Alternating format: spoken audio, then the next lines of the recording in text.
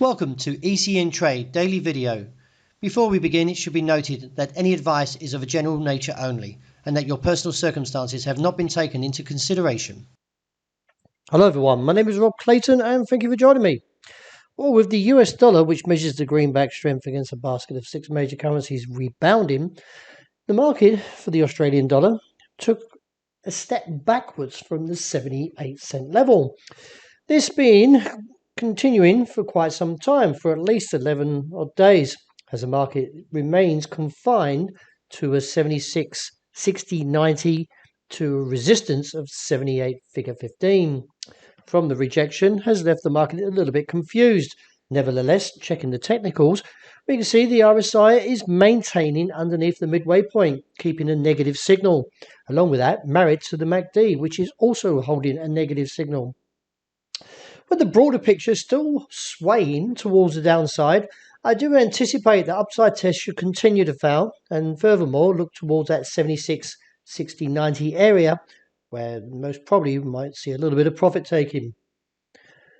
It was touch and go at one stage for the euro yesterday when the market took the challenge up to 122.50.60, but was rejected. As I mentioned, the US dollar did rebound.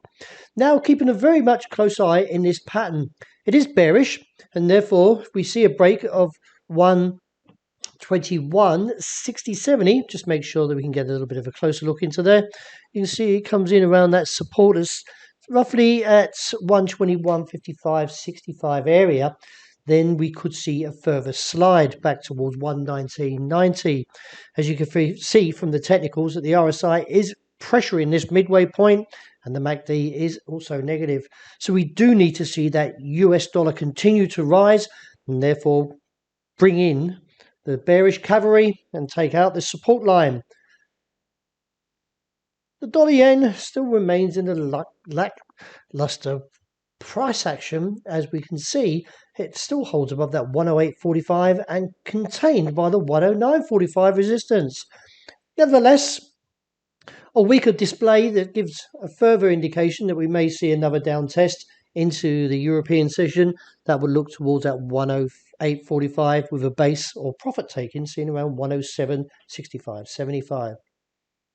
Sterling still remains a little bit heavy into the third trading day, since we've seen a few rejections at that level of 142.30.45 or 30.50 area, that the fact is that we could see another down test. However, for further guidance to the bearish case, we do need to take out this level of 140. If we can take it out, then it would reopen the downside down to 138. There's been some conflicting interest fundamentally when it comes out of the UK.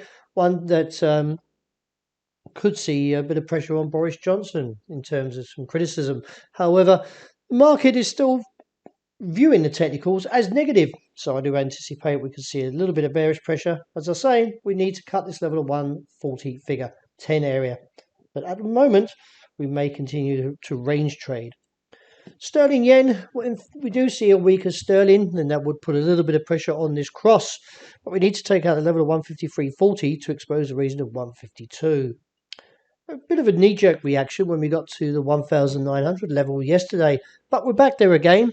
And I do anticipate not getting too bearish as of yet, because we could see that this region of 1,900 figure 18 challenged. We are getting awfully overbought. The ADX is getting a little bit overheated as it gets closer to that 70 axis, and they're furthermore keeping an eye on the MACD. It's not bearish though, as I mentioned, so we could see a couple of failed attempts before seeing a turnaround.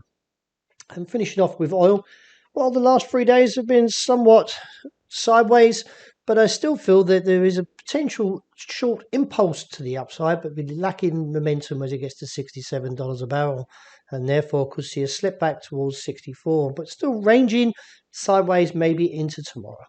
Well, that wraps it for today. Thank you very much for joining me. As always, look out for the intraday report, and I hope you enjoy the rest of the day.